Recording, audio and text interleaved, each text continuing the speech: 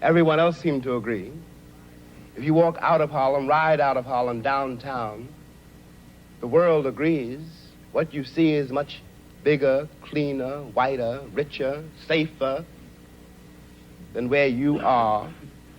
They collect the garbage. People obviously can pay their life insurance. The children look happy, safe. You're not. And you go back home. And it would seem then, of course, that it's an act of God, that this is true, that you belong where white people have put you. It is only since the Second World War that there's been a counter-image in the world. And that image not come about through any legislation on the part of any American government, but through the fact that Africa was suddenly on the stage of the world, and Africans had to be dealt with in a way that had never been dealt with before. This gave an American Negro for the first time a sense of himself beyond a savage or a clown. It has created, and will create, a great many conundrums. One of the great things that the white world does not know, but I think I do know, is that black people are just like everybody else. One has used the myth of Negro and the myth of color to pretend and to assume that you are dealing essentially with something exotic, bizarre, and practically, according to human laws, unknown. Alas, that is not true. We are also mercenaries, dictators, murderers, liars. We are human too.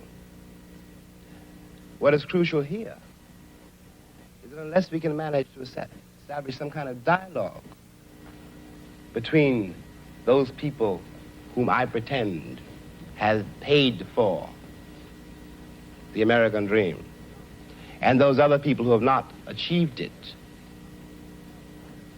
we will be in terrible trouble. I want to say at the end, at the last, is that that is what concerns me most.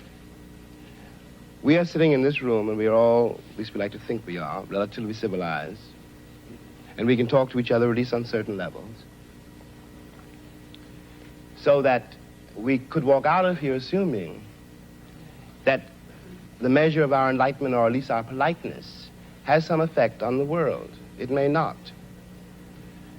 I remember, for example, when the ex-Attorney General, Mr. Robert Kennedy, said that it was conceivable that in 40 years in America we might have a Negro president.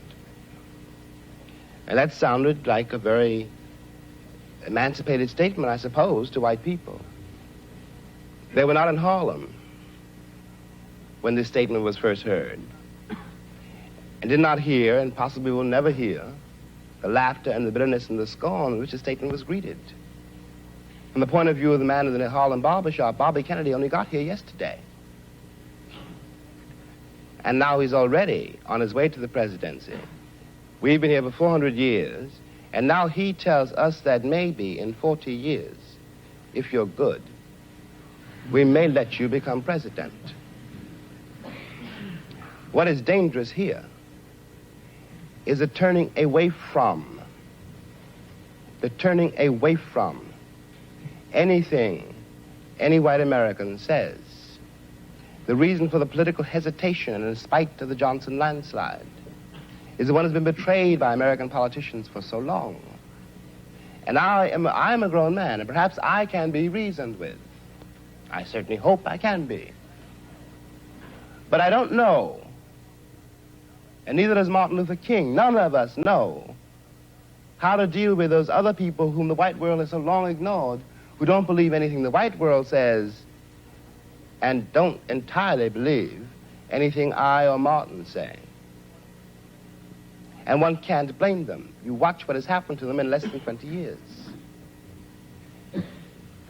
It seems to me that the city of New York, for example, this is my last point,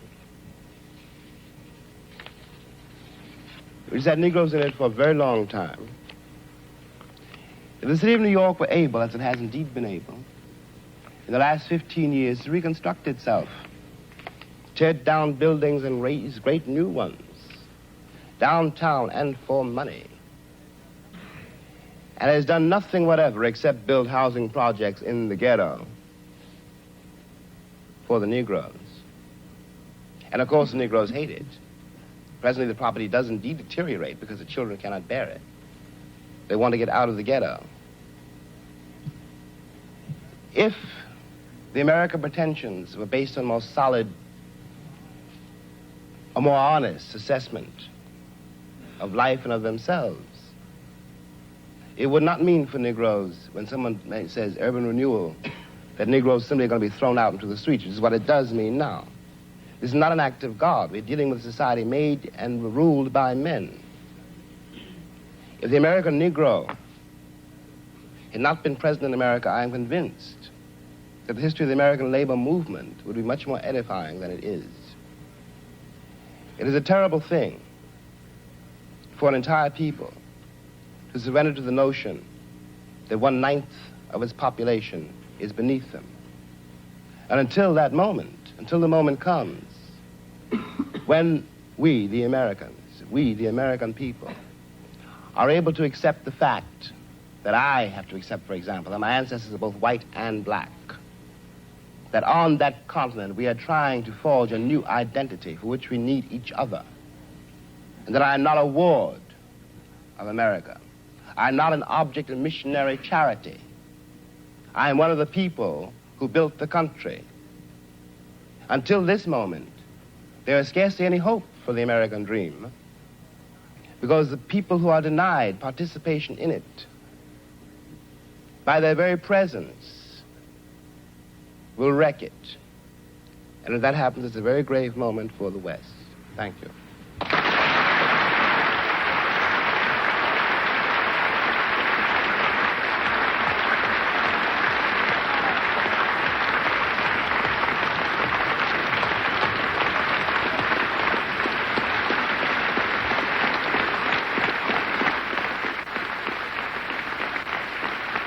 Tremendously moving moment now, the whole of the Union standing and applauding this magnificent speech of James Baldwin.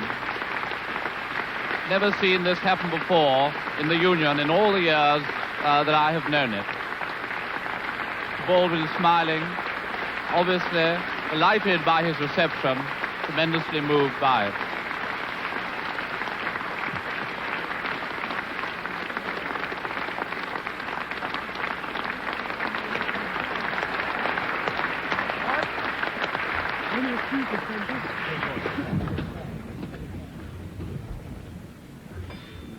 I am now very grateful and very pleased to be able to call on Mr. William F. Buckley, Jr. to speak forth to this motion.